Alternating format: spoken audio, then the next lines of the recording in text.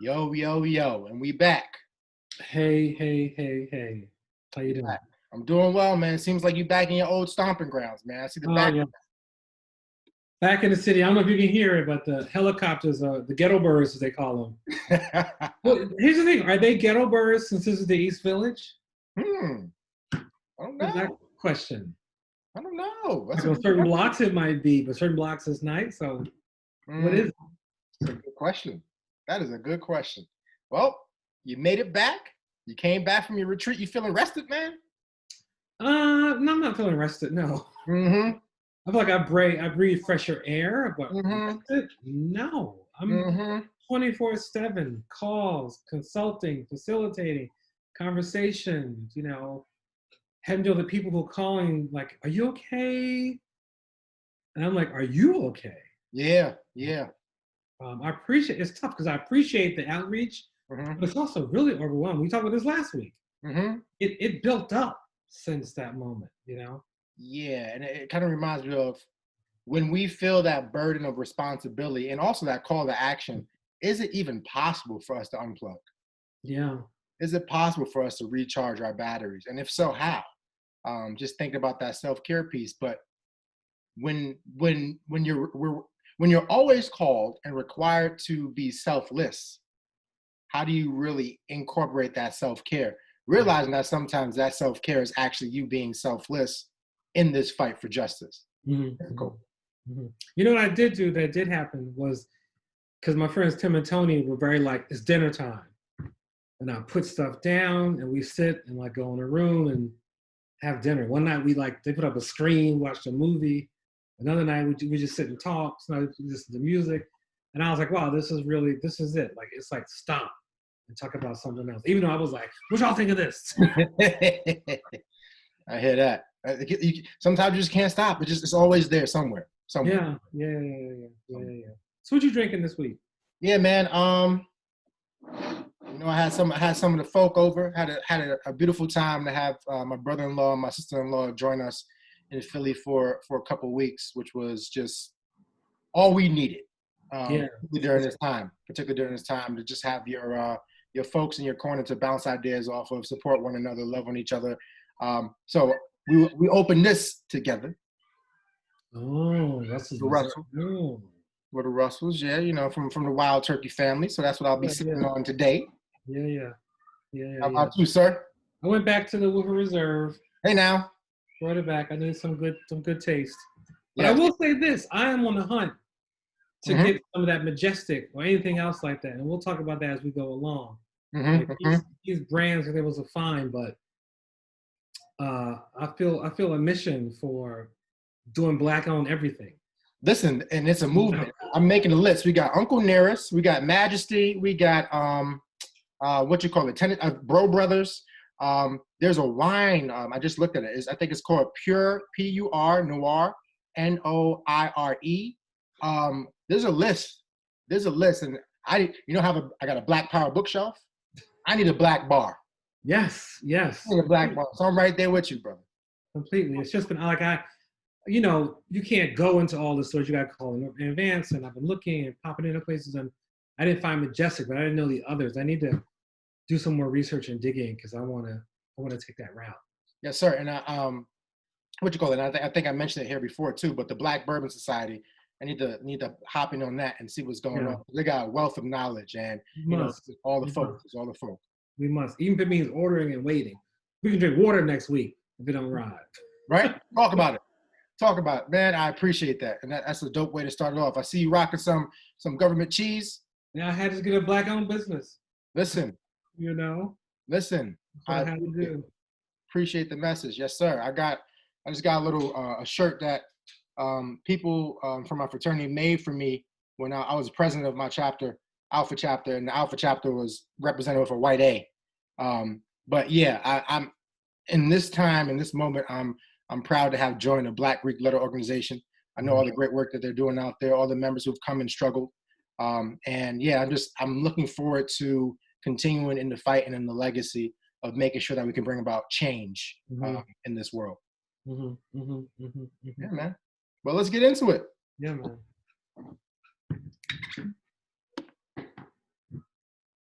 I know I reversed the order a little bit, but I was just ready for it. Listen.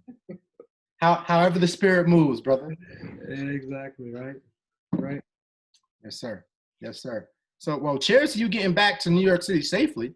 Hey, thank you, man. It's good to be back. Good to be back. And my toast this week, you know, I love our people. Our parents who never divorced, but were apart much longer than they were married. Saturday would have been their 56th wedding anniversary. Okay.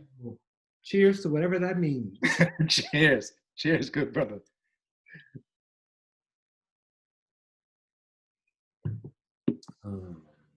Mm-hmm. That's good. Yeah, I think the Black-owned business thing is ringing in my head. I listened to this one brother who talked about various principles and plans. I think I should have sent it to you. I don't know. I didn't share with you yet. Okay. Incredible brother. Just talking about how, things are not going to change for us, and reform is not going to really happen. So what people respond to is the dollar. Mm-hmm. This whole thing, he said, it was beautiful. And it brings me to other things I want to talk about too. He talked about how we have to go into Black-owned business and support them and be strict about it and like funnel all your money there. That's how people respond. That's what's missing from this move right now. Blackout Tuesday, Blackout this and that is fine and wonderful, but without programmatic, formulated ideas and concepts behind it, it's just a moment. What you gonna do on Wednesday? He talked about how the civil rights movement, he said, look at the boycott was 381 days, which I said to my students, 381 days, and we're like 7, 8, 9 days into this. People are frustrated. It's like, come on now. And the economic crippling that the folks did in Montgomery to the bus department, they had to go, well, either we got a business or we change. Boom. And it changed. It wasn't perfect, but it did change. So, the discussion was like, let's go into Black-owned businesses. And he said this was so great. He said, and check this out. If you go to a restaurant and you don't feel dissatisfied, you don't feel satisfied with your food, you feel dissatisfied, don't go, oh, well, something. Don't say that. Talk to the people, make demands, talk about the quality that you want. And I was like, that's such a really, really strong point, which brings me to some others I want to talk about in a few, but I started rambling on. What you got? What you thinking about? No, I'm 100% with that. I think about, I often say life is both a marathon and a sprint. And I think that it's incumbent upon us to take the baton from our ancestors, from our elders, and run our leg of this race for as long as we can and as fast as we can. Realizing that there's going to be some curves, there's going to be some turns, there might even be some hurdles. But we need to understand that the race is ongoing. It's ongoing. So that's the whole notion of taking this moment and turning it into a movement. We can't become complacent. We can't allow people to distract us. We can't allow things to distract us. We can't allow the goodwill of folks who should have been giving us goodwill a long time ago to deter us from our end goal. Exactly. We can't allow for justice for an individual or justice for an individual instance to distract us from real justice, equality, equity in certain spaces, and making sure that our demands are met. Not just written down, not just written down, not just people saying, you know what, we're going to donate money to X, Y, and Z. I need to see action. Money's great too, but I need to see action, and we need to allocate those funds specifically. And sometimes we don't make our demands plain. We don't like really write them down or write them out and demand. It's always a blanket generalization. We need to be very specific in this moment. And I think folks are ready to listen. And if nothing else, they just don't want to get left out. They just don't want to be embarrassed. They don't want to be dragged through the media, on Twitter, whatever the case may be. But we have to capitalize on this moment. So I'm 100% with you. We have to remember how long change can be sometimes. We can't lose sight of that. Yeah. And it's what I do like about the Black Lives Matter, I like the decentralized, non-religious based patriarchal leader removed from the mix. But then also you got to deal with the fact of it being decentralized and it's going to be all over the place, which it needs to be, to an extent. I want to come back to that, but can I ask you a question? Please, brother. So in terms of, let me know if these three concepts make sense to you and how you understand them. The segregationist versus the assimilationist versus the anti-racist. Mm. You know, when you hear those three, and this isn't a test, this is a conversation. How do you distinguish between those three? What do those mean for you? The segregationist, the assimilationist, and the anti-racist. I think for me, it depends on who's in that group. Mm-hmm. So I think that if we're looking at it in terms of segregationists, the anti-racist, and the assimilationists, if we're looking at those groups, I can give you a definition for each of them, which would be the content.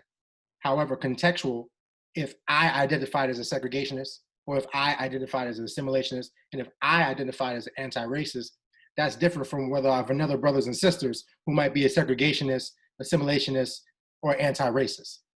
For me, segregationist means separate. You're going to segregate in one way, shape, or form. But as a Black man, it could also mean anti-racist, because I'm going to remove myself from a racist structure.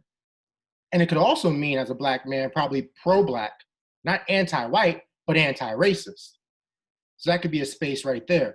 Mm. For some white folk, when we think about segregationists, there could be some racial undertones there.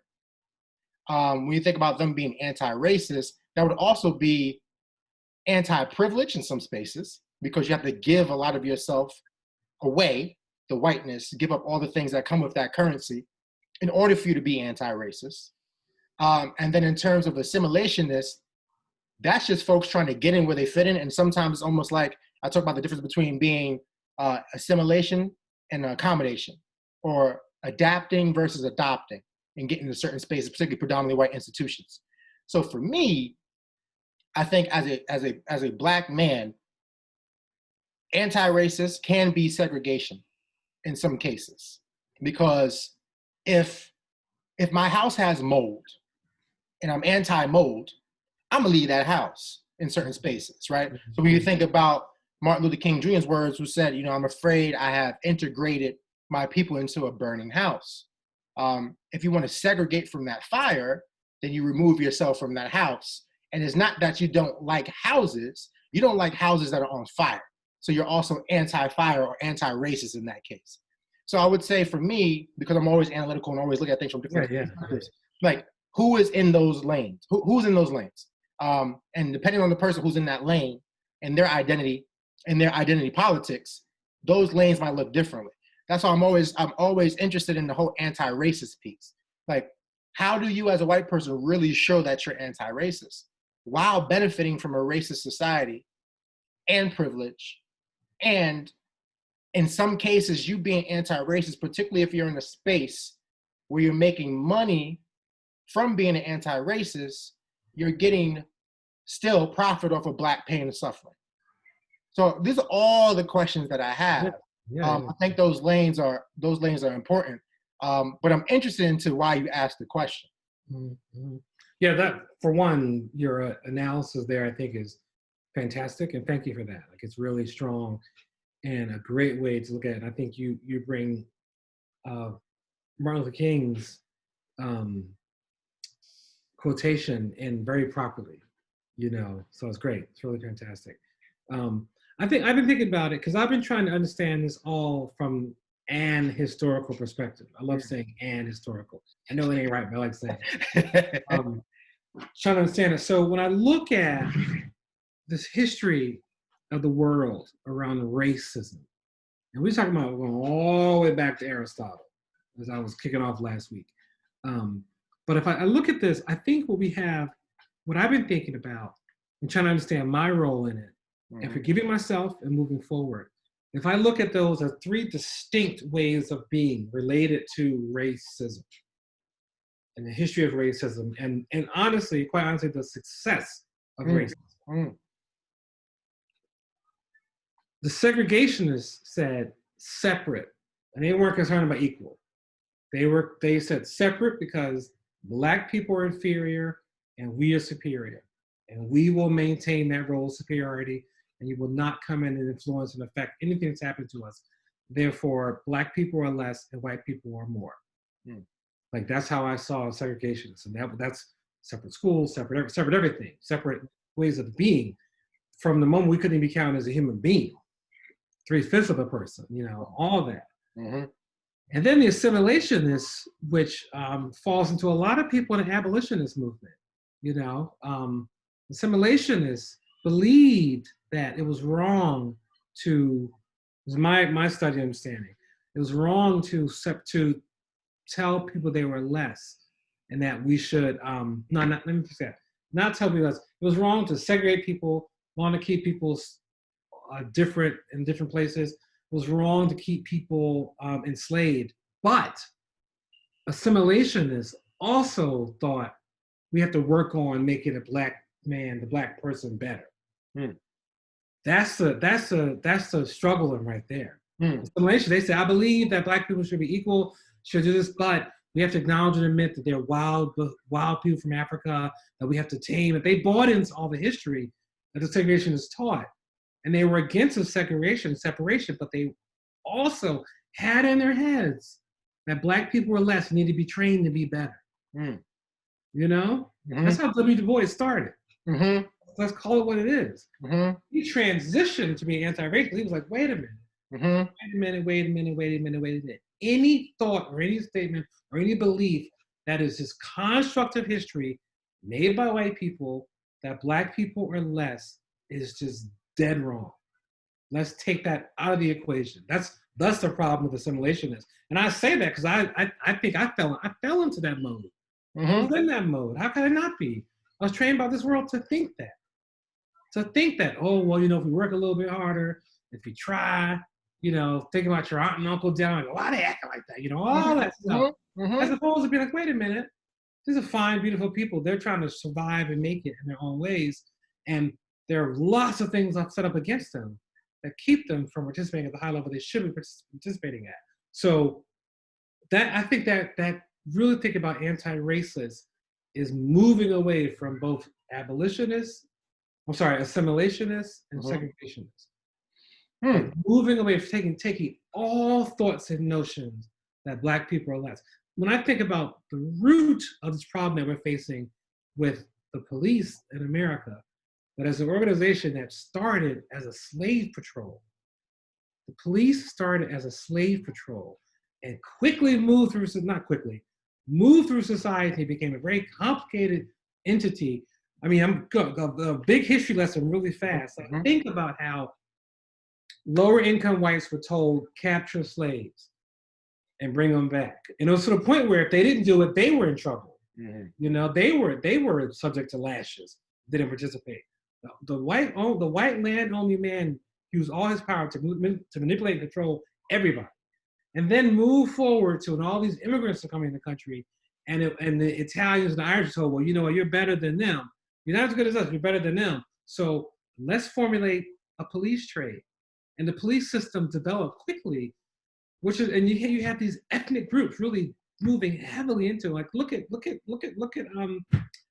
I think it's called the Chamonix Town, the whole thing in New York, how the Irish police department, they held a force in a community, and they were taking care of each other.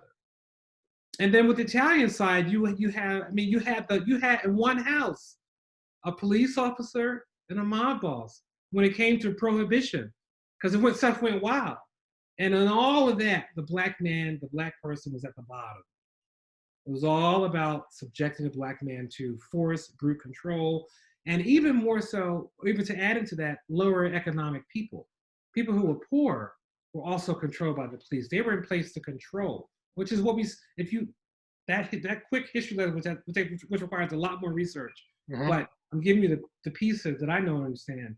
Bring that forward to today. We have the structure and a system that's based on controlling lower income people, and primarily hitting black people at a much higher level. So I've been thinking about that. I've been like, how am I going to truly be a complete anti-racist worker and person?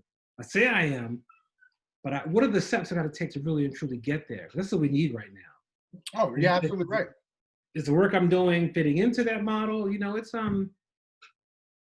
been a lot of thinking watching all this happening in the world. Well, that's a deep question for a number of different reasons, because even if you look at the segregationists, assimilationists, and the anti-racists, unconsciously or consciously, voluntarily or involuntarily, in those spaces, no matter who's in those spaces, there's something that you have to sacrifice. Mm-hmm. You're either sacrificing the way you know how things work and how things operate, and maybe your life is easier, even though it's racist and oppressive. Your life might be easier in terms of having access to certain things because you don't have the resources, or you had your resources bombs were dropped on your resources, Tulsa, right? Black Wall Street. You don't have these things. 1919, period. 19, period, right? So you have those situations where you don't have the infrastructure that you used to have. So now you have to depend on something. So if you were used to being dependent upon something and you no longer are a part of that system, things are going to be a little harder. So you're sacrificing that piece. Mm-hmm. As an assimilationist, you're sacrificing part of yourself. Maybe you have to give up part of yourself in order for you to be a part of a system that's not reflective or representative of you. I think about some, even bringing it back to education. Yes, there are pros to going to a predominantly white institution, independent school, but there are also costs. And sometimes you have to ask yourself, are these pros going to outweigh the cost? And I'm always about cost-benefit analysis, but realize there's going to be costs. I'm not just talking about tuition. I'm talking about emotional costs, I'm talking about physical stress, racial stress, etc. That's a piece. And then even anti-racist, particularly depending on how you identify in that space, there's a lot of things that come with that. There comes death threats in some cases, because people don't want the system to change because they benefit from this system. There comes folks where it's like compassion fatigue, where you can't really turn off the switch. So there are costs in every single space. And when we think about the assimilation part, I think that's one of the spaces that's literally, if you look at all these places, and that's why I think that we all have a role to play. We all have a lane and a space to operate within, and we have to occupy all these different spaces. Because if you think about the Harlem Renaissance, you think about how, Alan Locke and folks of, the old Negro versus new Negro, and what is the way forward? Oh no, you have to assimilate. We have to let these white folks know that we're just as good as them, and we have to we're looking again. Here goes the white gaze, right? The white gaze is coming in, and we have to think about whether or not we are valuable, whether or not we're valued through their lens, and we have to match up according to how they are. So you think about that piece and how things. This has been something that's been happening ever since we've been on this land. Oh yeah. So and then when you have those folks who are Black nationalists, folks who say we need to separate, we need to build our own. When we think about cooperative economics, when you think about really leaving, Marcus Garvey, let's leave and go build a place in Africa, right? Think about Liberia, all these other places, right? You think about what we can do. These are the questions that we've always wrestled with. And I guess I would suggest that there are different lanes for different folk. The struggle, though, we have to come to a consensus about what the struggle is. We have to name it first, realizing that the struggles can manifest themselves in different ways. But then if we identify the struggle, the problem first, can we figure out a solution? Realizing that there's more than one way to get to that solution, but we all need to be having a North Star where we're going forward to make sure that we have the same compass. And fam over there, you can't have no cheap compass. Your compass can't be broke. You can't forget yours. We all need to be in the same space, going in the same direction, realizing there are multiple paths to get there. And sometimes these different paths allow us to get to certain spaces. It's almost like a Martin and Malcolm, right?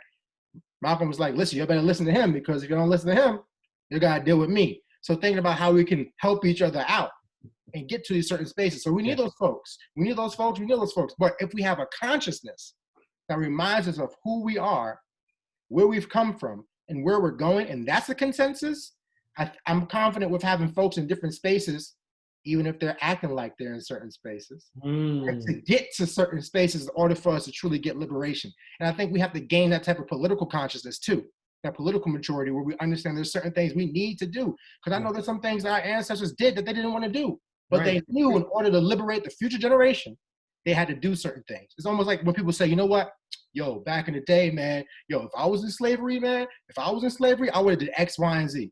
Fam, stop. Yeah. Like, stop. You know what I mean? So it's like, one, don't disrespect the ancestors. No. Two, who you think you are. So like when we think about these pieces, it's important for us to have that consciousness. When do we think for self and think for self? In the sense of like, oh, okay, I'm thinking for me, but I'm also thinking for my future, for my progeny. What is the legacy of these people that we are with? in order for us to move forward as a community. Yeah, that's huge. That's huge. And you bring up the difficulty in this whole experience and conversation. It's it's real hard. We're trying to build. We're trying to take apart the foundation we stand on, that is this country. And the people who don't even know and understand it, essentially, who are fighting against us doing that. All they know is like, you might mess up my house. It's like, that's not what's going to happen. But you've been trained and brainwashed. I mean, it is a matrix. It is a matrix. And the crazy thing is, everything is right in front of us. The history is right here. The history is right here. I don't know if you saw the little video of a little white girl arguing with her parents. Her parents like, they want to stay in the ghetto. I know, I see them. And she's like, she can't believe it. She's like, how are you my family? You're so wrong. And you hear her mother, and they come off as good people that you and I can work with. Come off as such. And the little child is like, this is wrong. This is wrong. And the mom breaks down statistics. The little girl was like, your statistics are wrong. Like, you're not looking. Like, it's incredible to see her say, open your eyes and see.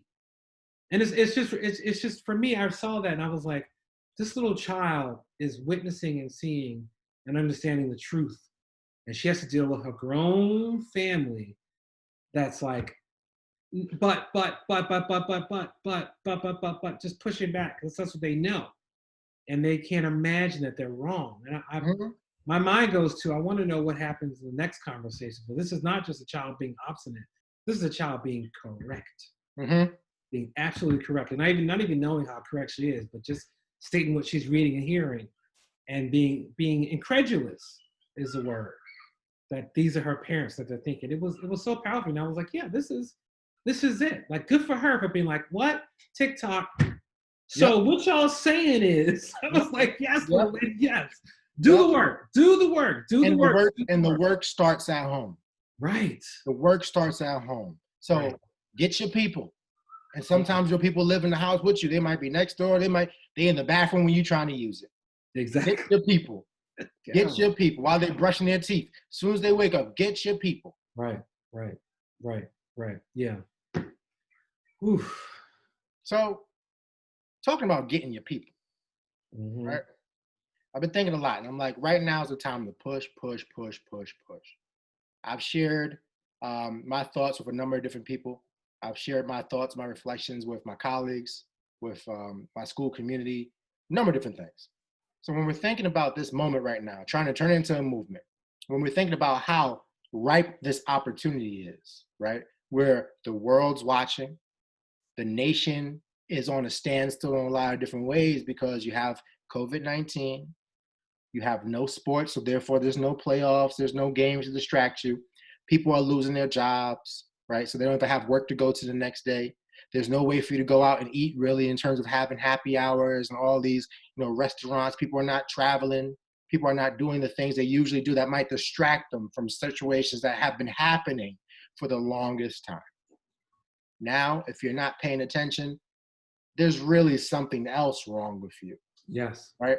So if we have this moment and we've captured the attention, albeit in ways we didn't want, we've captured that attention. Give me three things that are on the list of demands in whatever position you are. Maybe it's in educational institutions, maybe it's in the film industry, maybe it's in the work that you do. A list of demands. They're no longer negotiable. It's non-negotiable. It's not an option. A list of demands of things that need to be done yesterday as we move forward.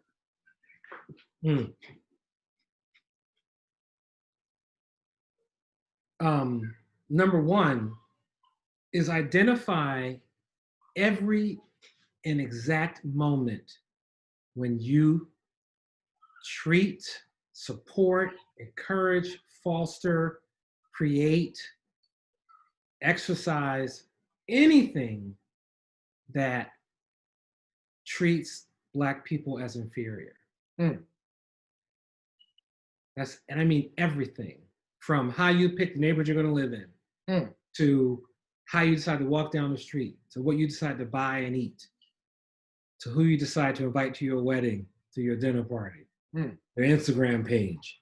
Like, face every single instance inside of you that lets you think that Black people are inferior, that has been trained and taught to all of us. I speak to it myself. Of having had to fight it. Having had to fight it, been like, why do I think this? As a kid, looking in the mirror, being like, oh, it's gonna be so hard. I wish. And I thought about that, and I was like, I mean, yeah, people said it, but there's so much else telling me that I was not, that I was less. So if I had to fight that internally, imagine what people who can make conclusions, conversations, decisions based on that, they're not even knowing it's in their mind. So examine every single moment. And one good way to do that is say, look at your company, if you still got a job, look and see who is making decisions, who's in charge, and who benefits the most from the structures and laws that are in place where you work and exist. Think about that in terms of where you live. Is your neighborhood cleaned up more than a certain other neighborhood? Is the neighborhood dirty because the people are irresponsible, or are there programs in place to ensure that the neighborhood is not cared for at the same level as your neighborhood? What are all the ways that keep your neighborhood, their neighborhood, being as good as your neighborhood? Understand what is together. So that's one.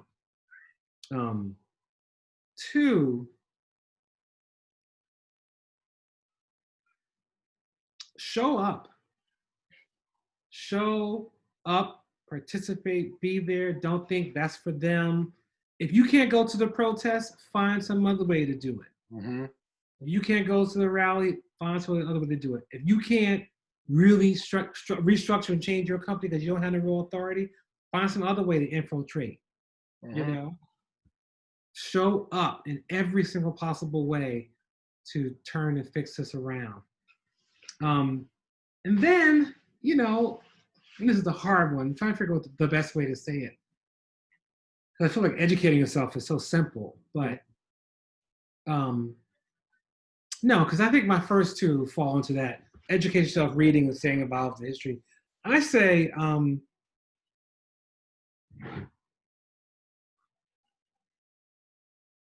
find exceptional ways to work with, empower, push forward the experience of Black people. And a great example I heard, I think about this often. I was speaking at a school, showing one of my films, and the post, well, what can I do? What can I do? I'm struggling. I don't understand what I can do, and I can't dismantle structural racism. And this gentleman said, you know, hi, I'm a very successful lawyer. I have a great firm. I'm a partner in my firm. You know what I did this past summer? Instead of getting one of your kids, Jimmy or Billy, to come work as an intern, I went outside of my space and found a child who really needed it, whose dad was not on the golf course, in the boardroom, at the club, et cetera, with me, and offered him an opportunity to come into our law firm. And when he was in the law firm, I made sure his experience was just as good as everyone else's, because I know how people were going to respond to him. Like that right there. That right there, because all those little Billy and Timmy, they're going to be fine. But Eric and them don't even know where your law firm is, don't even know they want to be a lawyer or any other position. So find ways, identify how you can be exceptional in support. You know, and my 3.5 is don't call me for the list. You know, Google that blank. You know, it's out there. I'm down, and I've been replying to people I love and care about, know, and even some that I just have acquaintances with. But good God, you know, I'm going to start being like, fill out this invoice before I reply back to your text, call, email, flag in the sky. I love you as a human being, but I can't be everything for everybody. And this life I chose. I don't have to be this way. But I'm very like, well, here's the arsenal that I built for you to pick and pull from. You know, so I can't walk you over to it and say, lower, then to the right, to the left. Yeah, that's it. That's the book. Get that book. Okay. Thank you for getting it. Let me read it to you now and explain to you what it all means. Absolutely. So I guess those are my three. Stop treating Black people as less. show up and then find aggressive ways to support Black people, because we have a history of us being denied and excluded. And you can't deny that. People are denying it, but if you really want to deny it, come sit and hear this helicopter I hear right now that'll go until 10 o'clock tonight and understand. How about you? What's yours? That's a darn good list to demand. First and foremost, that's brilliant. And I think I might have saw one of your posts, and I was so appreciative for it, where you were like, listen, I've been laying this work at your feet for years. Pick that ish up. Yeah. Pick it up. Yeah. And don't tell me your back hurt when you do. Yeah. You know what I mean? Like, we don't have time for that. We don't. I think I mentioned to you earlier, I've been having a recurring nightmare where I scream, I effing told y'all all this. You know, like I told you, we didn't have to get here, but y'all didn't do it. And here we are. Here we are. So I love yours. And I agree, co-sign. If we were co-signing on that list, I'd write my name down right now. In terms of mine, I'll try to piece out in different places. One, educationally, in an educational institution, there needs to be required, mandatory, African-American or Black history, social studies or humanities courses, period. It's not an elective. It needs to be a year-long, not starting with slavery. It needs to be a year-long African-American history, Black African-American history, however you want to put it, but it needs to be a part of the curriculum. It can't be an elective. It's a part of the curriculum. If you want to say Black history is American history, make it so. Make it so. I'm not talking about, oh, February's here, y'all. Let's celebrate. Oh, you're beautiful. You're great. All right, it's March. No, we're not. No. We need that there. Along with that, mandatory, I'll couple it with something else. Mandatory training. Training for diversity, equity, inclusion. And I was suggesting that the same way when we have letters of appointment or contracts, etc., we need to factor that language into it about diversity, equity, inclusion, professional development, and training. It needs to be a priority. It needs to be something that folks are evaluated on. It needs to be something that your contract is contingent upon. Because when we talk about, folks not really caring unless it really hurts them, and usually it needs to hurt them in their pocket, particularly in a capitalistic, racist society. How do we make sure folks understand that if you don't get the proper training, your coins might not come? Like we need folks to know that it's that serious. Like you need to learn about our livelihood in order to preserve yours. Period. Yeah. So that's number one. Yeah. Number two, I would say we need to make sure that no matter what industry, no matter what field, we need to look at who are the leaders. So you talk about board of governors, talking about the head of school and the cabinet of people. When you're talking about the different people who run any public organizations, etc., we need to see who's on the board. Now, people always talk about here's diversity, but are they in positions of power? That's my question. They usually are in positions of influence, positions that you can glean insight from. But at the end of the day, do they really have decision-making power?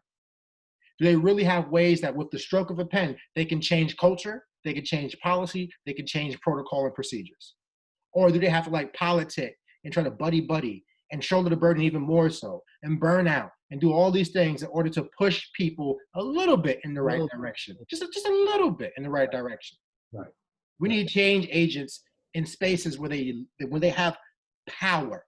Like we need more Black and brown heads of school.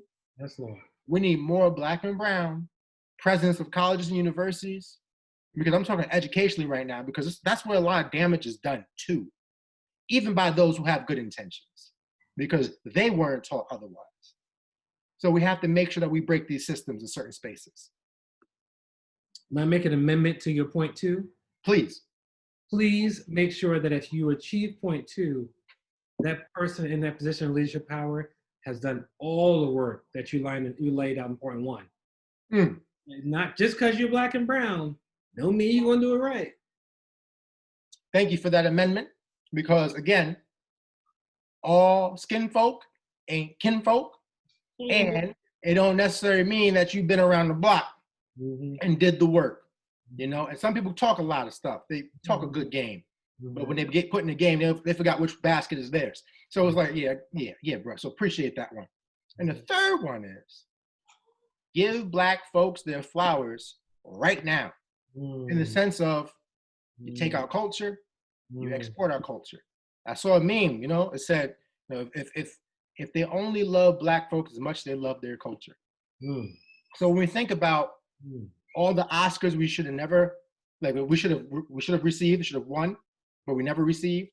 And I'm not saying that we need to be validated by these places, but if we're talking about art forms, if we're talking about excellence in these art forms, we can't be left out of the conversation. And not only should we not be left out of the conversation, we should have a lot more trophies on our mantle. When you think about all these people who are winning Grammys in positions and in categories that are really for us, because you've studied us, you've studied our culture, you studied our language, you studied our music, you studied our performance. Again, everybody, I know some folks are starting to come out now, but we need them folks, those R&B crooners, those vanilla brothers and sisters who are looking like, oh, well, nope. We know where you took your style from. We know who you studied. Give us our roses, give us our flowers, let us know. And next time you get an award, Kanye shouldn't have to hop on there and say, no, you don't get it. Give it to Beyonce. Get off the stage and walk it over to Beyonce. Exactly. You know, so I think when we look about these situations where folks are, we need props. We need our props, we need our props, we need our props. And that means making sure we, like to your point, literature is there. Push our literature, push our books, put them in schools. Make sure we're seeing all the movies, because there's no reason why there's some movies that I grew up and they told me they were classics. I don't see one person in there that looked like me. Right. Right. I'm like, that's a classic, really? Star Wars. I was Like, like, one Black person in the whole galaxy. it's like, goodness. I mean, I know y'all said it was a galaxy far, far away, but damn, we couldn't get there. I remember We being a didn't have transportation. little boy being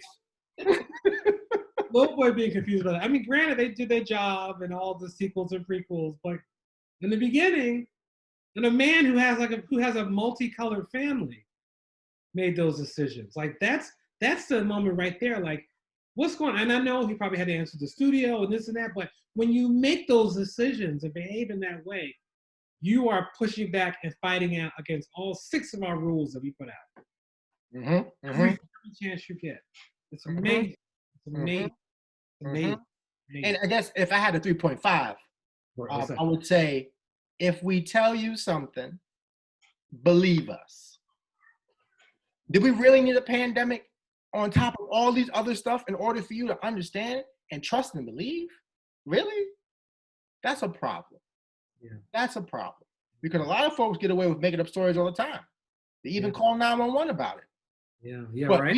We need proof. Right. Pandemic proof. It's ridiculous. It is. It's out of control. Those are good. Those are very good. We need to start posting these. Word. You like Martin Luther and reforms right here. Revolution. I'm gonna go to the door and nail them up. Yes. Yes. 66, baby. Battle Hastings. Like change. I mean, we joke and we're laughing, but that's how it happened. You're right. You're absolutely right. Like, hold up. Everything y'all doing is wrong. Here are my reforms. Here are my concepts and ideas. I'm gonna go to the wherever it is, a chapel, came up the door and be out. Because how are you doing right? And here we are in this moment where folks, it's amazing. And I celebrate the people who are like, I had a friend ask me today, a white guy who was actually really supportive in the conversation this morning, say, so check it out. When you get on the subway and you see a cop, no matter what, are you always worried about something? I was like, yes, no hesitation, And he's a man that's been incarcerated, and he said, I have to, he said, I'll never be a Black man, never understand it. But he had a discussion with someone in a prison cell once, an older Black man. He said, it's like, you know what? The way they beat us in here, the way that you're controlled, the way your life is set up, everything in here, you are living the Negro life. That's what this prison is all about. He had a real moment of like, whoa. And it told me this morning, been exploring that concept and idea. So I'm saying that to illustrate how people are waking up to the system that's in place, and we have to tear the system down, Mm-hmm. destroy it, and rebuild, Mm-hmm. because it ain't right. It Mm. ain't right. It ain't right, and it hurts. The pain I feel, and I'm joyful that so much is happening, and I have deep hope, but I'm also like, a lot of people had hope during the civil rights movement, and y'all gave a little bit, but didn't really, really, really change. That's true. Like, will we truly change now? Is the question. That's true. That's true. Helicopters and babies. It's crazy. Crazy. That is true. That's absolutely true. So speaking of helicopters and babies, the babies part, right? So my wife and I, my brother-in-law, my sister-in-law, we were watching church today, and the sermon was entitled, "What About the Children?" And the whole message was, we are experiencing this. And we have our thoughts, we have our opinions, we have our suggested way forward. We have the way that we're dealing with things, etc. And this is an unprecedented time for us, right? When we think about the children of all ages, what is their experience right now? What is our responsibility as their elders, as their adults, in order to make sure that they understand this moment, they don't get broken by this moment, and in fact, the contrary, they get empowered by this moment? How do we have a conversation with the young folk and educate them, empower them, and equip them with the tools that we have come to know, and encourage them to move forward in a direction where they can be the change that we've been waiting for? So what do we do with our children?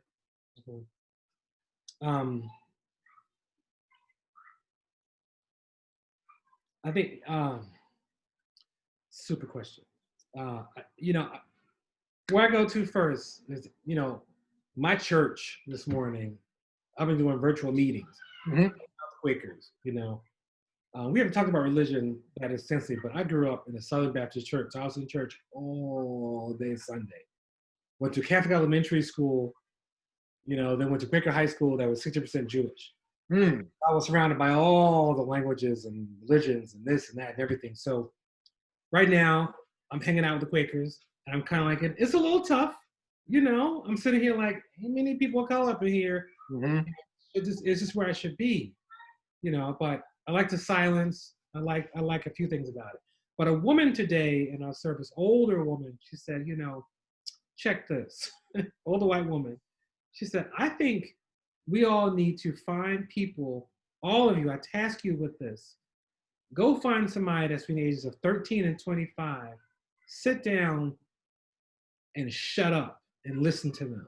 And when they talk, keep shutting up and listening. And I was like, I hear you, sister. Like, yes, right on. So I think we need to hear them. And in front of that, we need to love them. I was on a call to BSU, an institution where I consult, I pop into once in a while. And, when the kids were talking, one kid, or a meeting they organized and they set up and they called for in tears. I seen people beating up grandpas on TV. Am I safe? If they can beat up a grandpa, what can they do to me? And just at like 15, 16, I'm tired. And I was like, whew. So I replied back, I love you. My first was, I love you. I want you to know that you were loved, you were heard, you were supported. I believe you. I wish I could make it better and easy right away. I can't, but I'm here next to you, marching and fighting and pushing to make it better. I don't stand on it. It's better than it used to be. That's not where I'm coming from. This is where it is right now. This is what you're seeing. I'm going to make this better. I'm going to work with you. I'm going to listen to you. I'm going to guide you. I'm going to lead you. I'm going to follow you. Stand next to you. All the things it takes, depending on the moment, for them. So listening to them, loving them, supporting them, teaching them. I said on a call, I was like, and this is a reflection. These same kids I'm mentioning, they also stepped up And they pushed and fought and did a petition and got it passed that every student would be required to take a course that was around teaching someone to be an anti-racist person by studying history. Like, that's a done deal in a week. Beautiful. A week, you know? And they got pushback, you know? But they said, nah. Mm-hmm. And they kept on. And I think what I heard them saying, we were talking, I said to them, I was like, I want you all to be strong and realize it's going to take a long time. The Montgomery bus boycott was 381 days. And I saw a lot of kids on there be like, whoa. And I was like, yeah, this isn't common knowledge to them. Mm-hmm. They know Montgomery bus boycott, people start riding the buses, but it's not like, okay, let's start how it began. Rosa Parks, yes, but Claudette Colvin. Let's go back to homegirl who's living in the Bronx right now. Mm-hmm. Who's 15, your age, who signed us to do it first. But stuff happened, and so that's another lesson. But to get that deep and that minute and that particular with them, to give them the strength to show them how powerful and incredible they are, we have to, you know, the reason why we don't know history is after the South lost the war, they began what was called the Lost Cause. The Lost Cause was all about making sure that the world did not see, in America in particular, that the South lost this war. The South lost this war, but we won in this way and that way, and we were victimized, and the evil North came, and all this stuff. They did it with education. That's why we don't study American history the way we need to. I mean, it was like 4 or 5 years ago that crew in Texas fought against the restructuring of American standard textbooks to include a teeny chapter on slavery. Like, they won that. They won that case. Like, that's real. This is why information is not standardized. So we have to defend, educate it, love, protect, encourage, be there. And yes, I'll end with this, because this is what I don't think I got. It's important to tell a child it's going to be twice as hard for you. Followed up with, but that's not about you.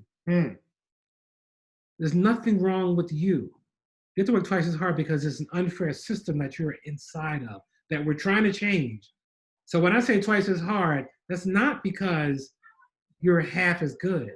It's because you're going to a system that's broken relative to your individual experiences and ideas and beliefs and thoughts and practices. Absolutely. Absolutely. Mic drop. Mic drop. I don't have a mic. I have a pen nearby, though. So hey, there you go.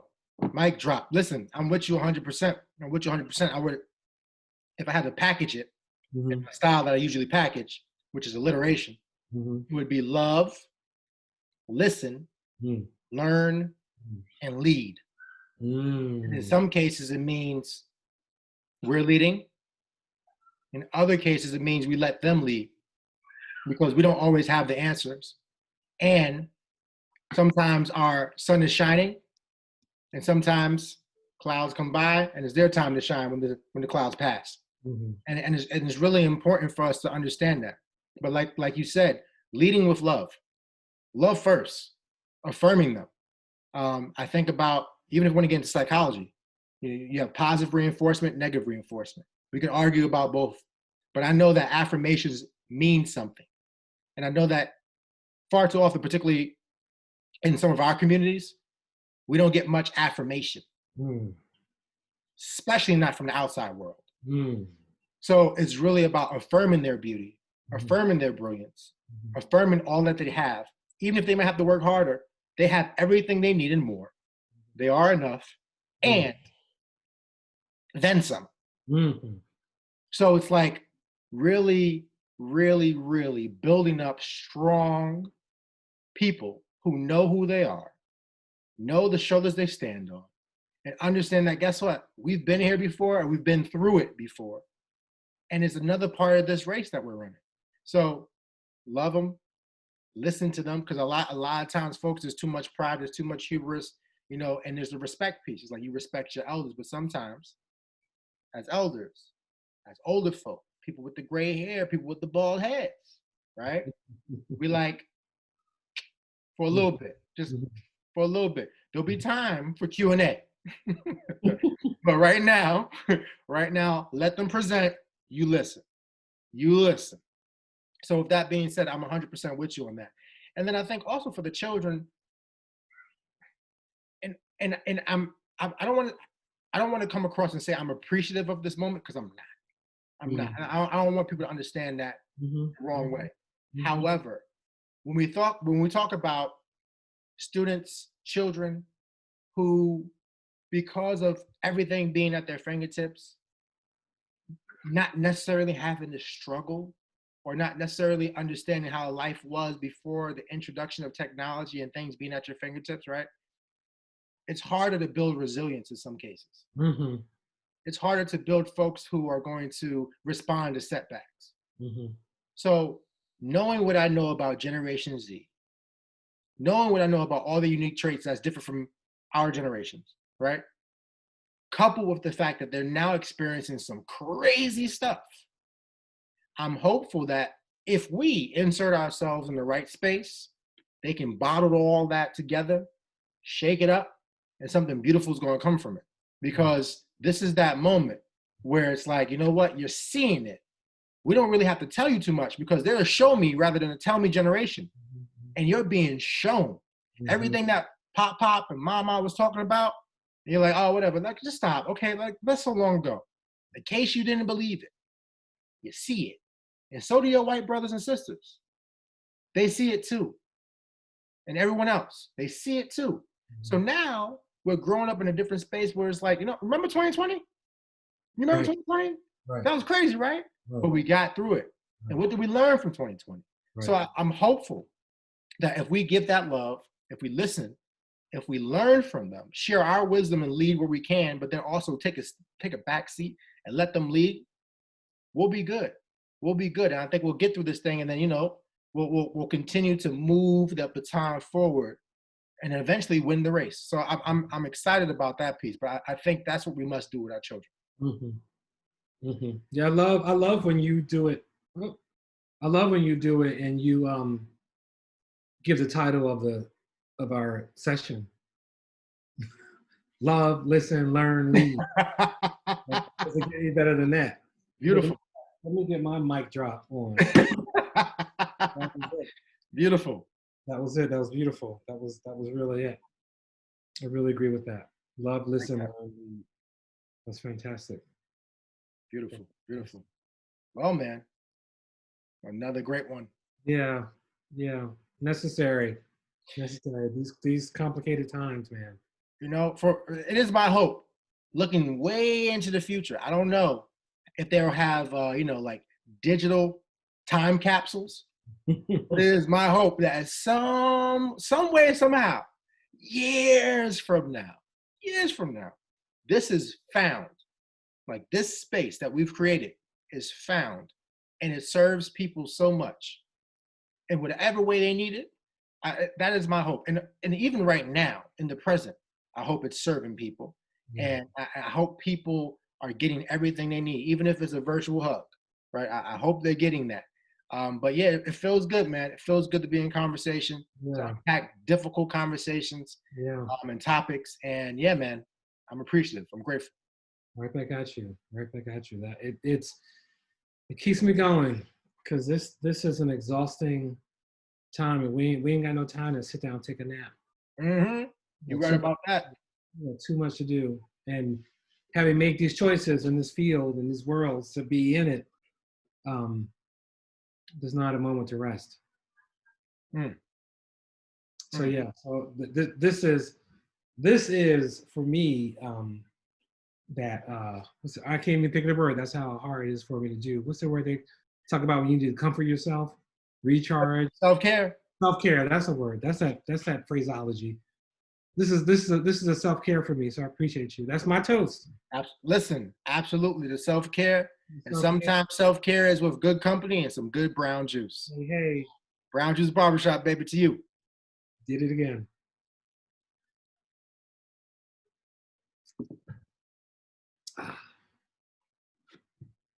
My goodness.